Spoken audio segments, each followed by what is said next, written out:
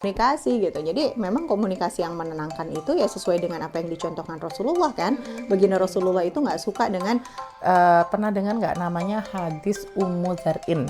Jadi Gimana, ini Dok? hadis kumpulan, jadi cerita para istri yang mengadu atau berkonsultasi kepada Bunda Aisyah. Nah, kemudian Bunda Aisyah itu merangkum cerita-cerita para istri-istri itu.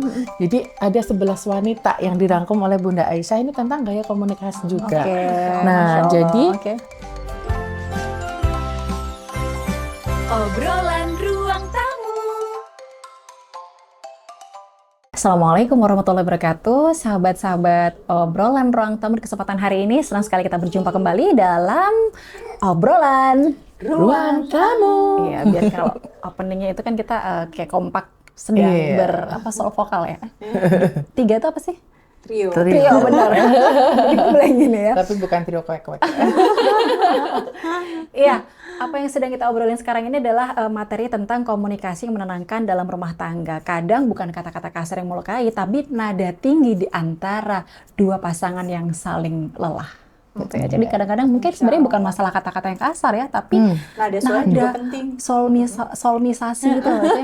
Di fasolah sih dong. Nah, pernah ya kita bahas nih yang Pakai oktavnya tuh harus Sebenarnya lembut. memang bukan kata-kata kasarnya sih, tapi nada tingginya tadi kadang-kadang mungkin langsung jadi kayak merasa tersakiti banget kita sama pasangan. Pernah nggak sih Dokter Dea, Mama Ica ngalamin kayak gitu? Atau dalam komunikasi dalam rumah tangga, baik itu mungkin sama pasangan, sama anak-anak, itu kan penting gitu ya. Harus kalau dibangun pernah dengan ya baik. pasti pernah ya. Salah Karena pertanyaannya, gimana? kalau mengantisipasi? maksudnya saya rasa setiap manusia itu pernah di fase lepas kendali itu pasti pernah betul, ya betul. gitu. Dan ini menjadi sebuah pelajaran gitu. Jadi ketika nada tinggi itu bukan adem kan, jadi malah memancing emosi gitu. emosi. Iya sih, benar. Makanya kenapa kalau misalnya lagi berbeda pendapat atau ada sesuatu yang mungkin bikin perempuan tuh mangkel gitu ya, sebenarnya pingin ngobrol, tapi cowok itu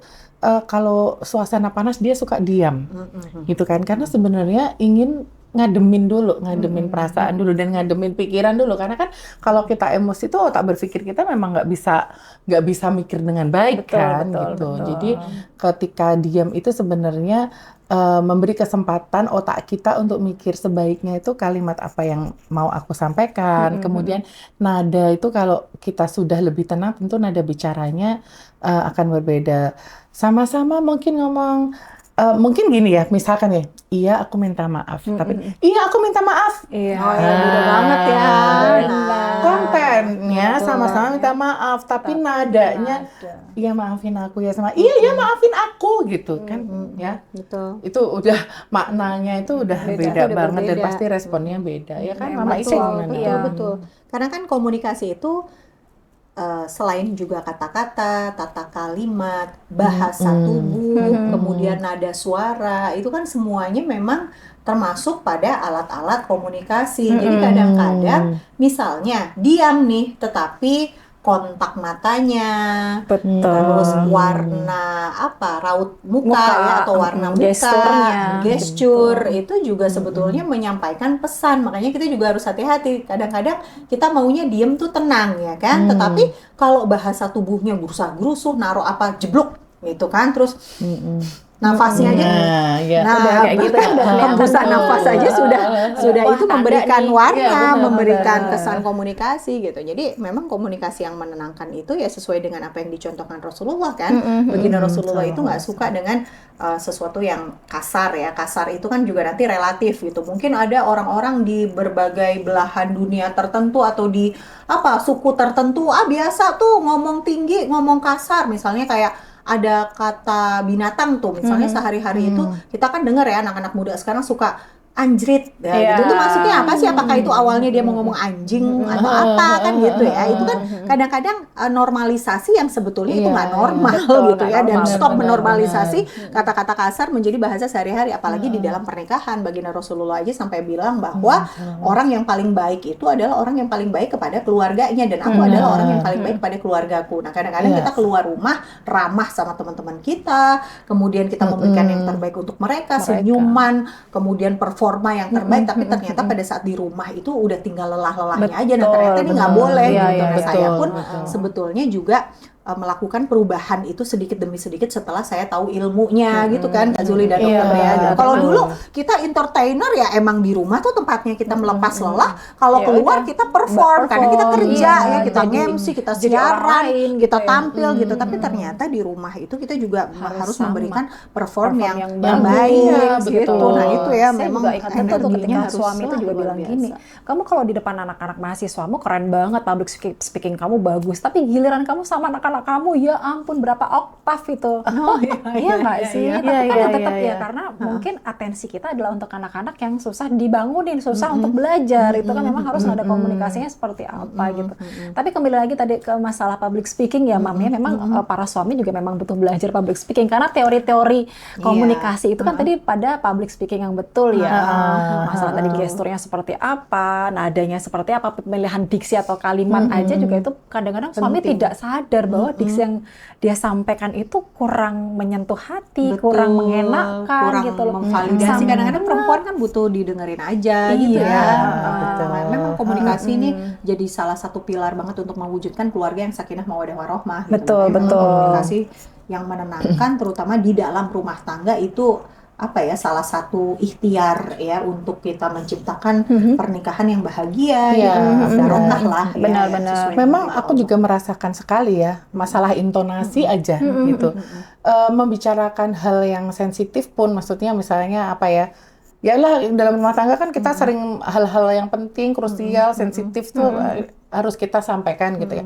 Itu kalau kita menyampaikan dengan intonasi yang tepat dan kemudian juga dengan tenang, pikirannya juga tenang, itu beda kok. Bener-bener bisa jadi diskusi gitu loh. Iya, benar sih. Dan alhamdulillah sih Jadi aku diskusi ngerasain udah. juga sudah berapa tahun terakhir ini aku tuh hampir nggak pernah mungkin ya bertengkar sama suami. Bukan berarti aku nggak ada beda pendapat, ada, tapi gaya bicaranya sudah berbeda, nggak kayak dulu, dan itu ternyata ngefek banget loh. Sangat apa ya, sudah ada sesuatu yang penting bisa kita bicarakan, udah adem aja gitu. Ternyata memang ya bisa damai, lebih Iya, tenang betul, hidupnya. betul. Karena sebenarnya esensi dari kalau kita diam itu juga nggak bagus. Nanti lama-lama jadi silent killer. Nah, silent killer juga nggak bagus. dan Silent treatment juga. bukan killer sayang. Iya tapi Aduh, iya silent tapi bisa treatment ya. juga sih Oh, iya walaupun sih, nggak umum bisa ya, silent juga. killer terhadap pernikahan. Iya, betul, Diam, tapi ternyata di ujung-ujungnya tuh kita gondok, nggak ketemu solusi, udah deh Karena selama ini dia bubar Nggak aja. enakan di gitu silent kan. treatment gitu ya. Benar. itu memang ya kadang-kala senang juga sih ketemu istri yang cerewet gitu kan. Ya kalau cerewet dalam cerewetnya, kebaikan gitu sih. baik. Soalnya kayaknya ada juga kalau yang memang emak-emak nyaman. sih emang cerewet ya. Iya, cerewet yang Karena perempuan itu menyamankan kan dan fitrahnya menenangkan. banyak bicara. Banyak Iya, bicara, iya. betul. Ya betul, asal menenangkan Nah, sih nggak apa-apa. Ada nih satu hadis, pernah dengar nggak namanya hadis Ummu Zar'in. Jadi ini hadis kumpulan, jadi cerita para istri yang mengadu atau berkonsultasi kepada Bunda Aisyah. Nah, kemudian Bunda Aisyah itu merangkum cerita-cerita para istri-istri itu. Jadi ada 11 wanita yang dirangkum oleh Bunda Aisyah, ini tentang gaya komunikasi juga. Oke. Nah, Masya jadi Allah, oke. ini karena hadisnya panjang banget, jadi kita baca ini aja ya, singkatannya aja ya. Jadi yang pertama, suami pertama itu adalah suami yang sulit diajak berkomunikasi dan tidak menyenangkan. Ya, kemudian suami yang kedua itu banyak aib dan menyembunyikan kelemahan. Suami yang ketiga, jadi ini wanita 11, jadi 11 suami dikumpulkan ya. gitu ya. Suami Persoalan- ketiga persoalannya. itu egois, suka mengancam dengan perceraian. Nah, kemudian suami yang keempat itu orangnya lembut dan berperangai baik. Suami kelima bisa jadi kasar atau penyayang tergantung tafsirannya. Kemudian suami dari istri yang nomor 6, yang maksudnya yang cerita ke Bunda Aisyah yang nomor 6 itu banyak makan dan minum dan tidak peduli istri. Dan yang ketujuh adalah bodoh, kasar, menyakiti istri. Yang kedelapan lemah lembut dan berperangai baik. Suami ke-9 terpandang dermawan, banyak tamunya. Jadi dia orang baik. Yang ke-10 adalah suami mulia dan memuliakan tamu. Yang ke-11, nah ini yang ke-11 ini adalah Abu Dzar, ya. Ini orangnya penyayang, memperhatikan suami, memperhatikan istri, namun akhirnya dia menceraikan istri untuk perempuan lain. Nah, dalam kisah 11 wanita ini Rasulullah SAW itu mengajarkan beberapa bentuk komunikasi dan perhatian yang penting dalam hubungan suami istri. Jadi di hadis ini Rasulullah mengatakan yang pertama mendengarkan dengan penuh perhatian. Nah, jadi Atensi, Rasulullah SAW itu mendengarkan cerita panjang Bunda Aisyah ya tanpa menunjukkan tanda-tanda bosan atau tergesa-gesa. Jadi ini menunjukkan pentingnya memberikan perhatian penuh ketika pasangan itu lagi ngobrol sama kita gitu. Yang kedua adalah tidak memotong pembicaraan. Jadi Rasulullah tuh nggak pernah loh motong pembicaraannya Bunda Aisyah gitu. Jadi itu juga suatu bentuk perhatian. Yang ketiga, memberikan respon yang bijaksana. Jadi setelah Rasulullah SAW mendengarkan ceritanya Bunda Aisyah, itu menyatakan bahwa tadi dari 11 istri yang curhat tadi, Rasulullah mengatakan bahwa beliau Abu Dzar ini, beliau adalah suami yang baik bagi Aisyah radhiyallahu anhu, mirip dengan Abu Dzar. Tetapi bedanya adalah Rasulullah tidak meninggalkan Bunda Aisyah untuk wanita lain. Gitu. Yang keempat adalah mengakui dan menghargai perasaan pasangan.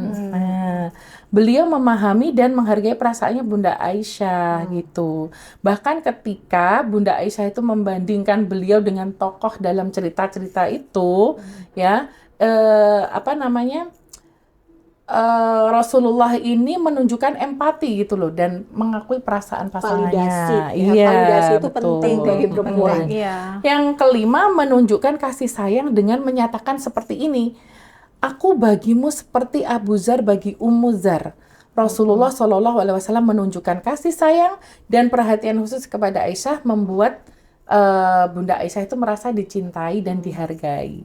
Nah, yang terakhir adalah konsistensi dalam kasih sayang Rasulullah SAW dalam menunjukkan perhatiannya itu kepada Bunda Aisyah. Jadi tidak hanya dalam waktu-waktu khusus saja Rasulullah itu memperhatikan Bunda Aisyah ya, tetapi sepanjang waktu ia memberikan rasa aman dan cinta yang berkelanjutan kepada pasangan. Masya Allah ya, memang Rasulullah itu role model, contoh yang paling baik bagi kita. Masya Allah. Sekarang masih ada nggak yang seperti Rasulullah gitu di dunia ini? Kita juga bisa nggak ya seperti Bunda Khadijah dan Bunda Aisyah? Kita nontonnya suami kayak Rasulullah, tapi kita bisa nggak kayak Bunda Khadijah? Betul, itu yang sering aku pikirin Mbak Zuli. Jadi ketika aku mulai muncul nih pikiran, seharusnya suamiku begini. Aku mikir, iyalah aku mah gimana ya, apa aku tuh sudah seperti Bunda Khadijah? Iya, benar-benar. Kadang kita nuntut banyak ke suami, tapi nggak sadar bahwa kita tuh juga banyak kekurangan di depan suami gitu. Betul. Iya. Makanya komunikasinya harus menenangkan, saling berkumpul bersama, memvalidasi, tapi juga nggak lupa untuk menempa diri gitu aja sih. Oke, kapan Mama Ica, Dokter Dea terakhir ngobrol? Mungkin pernah nggak sih sering, mungkin bahkan ya pilotalk itu, kan itu penting ya pilotalk gitu. Kalau saya sih kadang, kalau saya sendiri ya gitu, suami pulang kerja, saya bikinin teh itu selalu samperin anak-anak, ganti baju, mandi, ganti baju segala macam, mereka bonding gitu kan. Kalau udah anak-anak baik, aku suka ngobrol sama suami itu. Nanti tidur pun juga masih bahas yang nggak penting sebenarnya, itu perlu banget kan? Iya betul ya. Kalau aku tuh sekarang kapan aja ya. Receh banget sih sebenarnya diskusi. Aku gitu. kapan aja, karena suamiku kan udah nggak kerja kayak dulu ya. Ya maksudnya kerja tapi nggak satu institusi yang ini, jadi lebih banyak bareng aku. Jadi ya bisa kapan aja sih, di mobil sambil nganterin aku kemana juga bisa. Jadi alhamdulillah sih lebih banyak waktu ngobrol gitu. Saya juga iya sih, ya suami masih ngantor, tapi pulang kantor itu kita selalu punya waktu untuk ngobrol, sampai ngurus anak bareng misalkan, terus sharing jadwal-jadwal gitu kan, jadi biar bisa saling berbagi gitu, termasuk ya kalau ada apa ya mungkin masalah-masalah krusial di dalam keluarga besar atau di dalam lingkungan ya misalkan ada sesuatu di kantor gitu itu juga kita sering sharing gitu. Jadi memang menjadikan pasangan kita itu sebagai sahabat ya salah satunya memang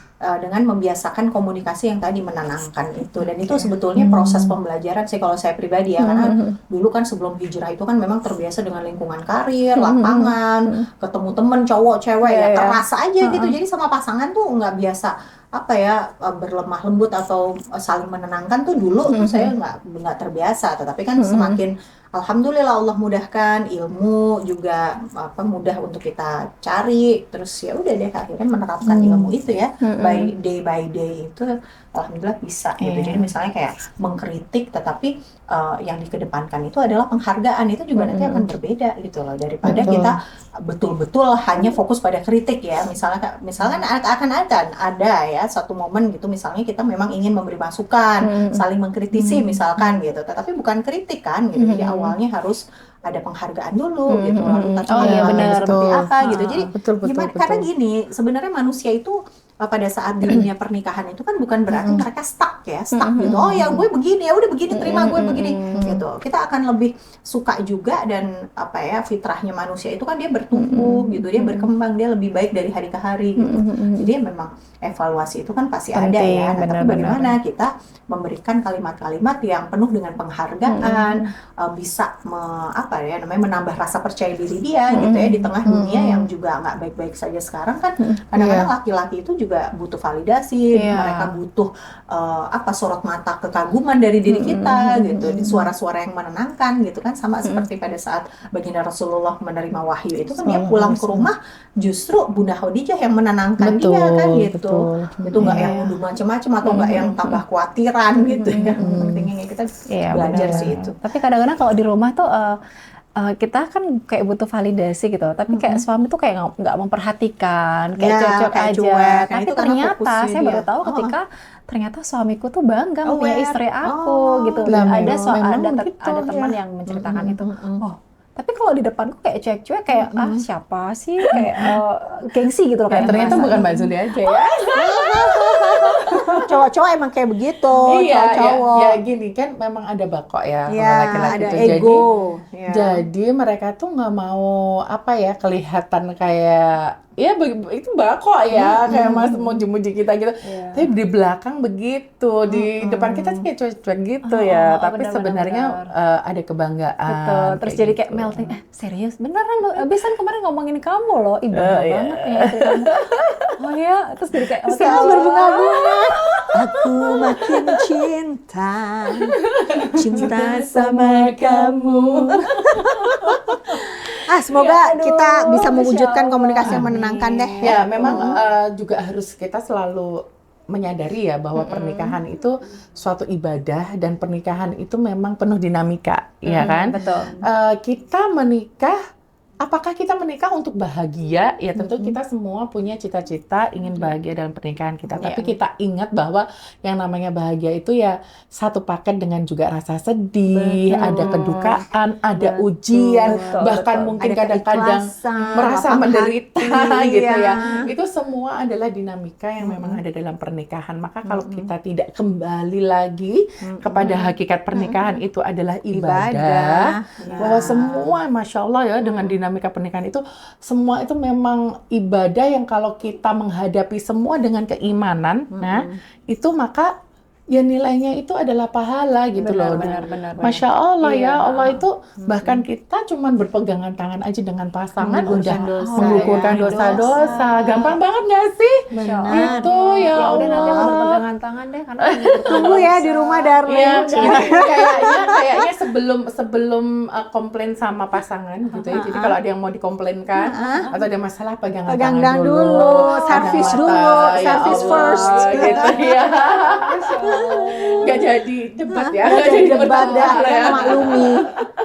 Nah, itu tadi cerita dari kita, Mama Ica dan juga Dokter Dea. Nih teman-teman yang ada di rumah nih kira-kira punya cerita apa nih? Ada komunikasi di rumah mungkin yang paling bikin semangat atau mungkin ada sesuatu hal Boleh masalah. share ya di Boleh kolom share di chat. kolom komentar dan bisa juga di DM IG obrolan ruang tamu atau IG kita masing-masing ya. Kalau begitu ada satu terakhir sebelum saya pamitan, berbicaralah dengan cinta karena setiap kata bisa jadi doa dan setiap kelembutan bisa jadi sebab turunnya rahmat Allah. Masya Semoga rumah tangga kita selalu jadi yang paling damai untuk pulang, Amin. tempat di mana saling hati menguatkan bukan saling menyalahkan. Terima kasih, sampai berjumpa di Ya lain Allah. kesempatan. Wassalamualaikum warahmatullahi wabarakatuh. Waalaikumsalam.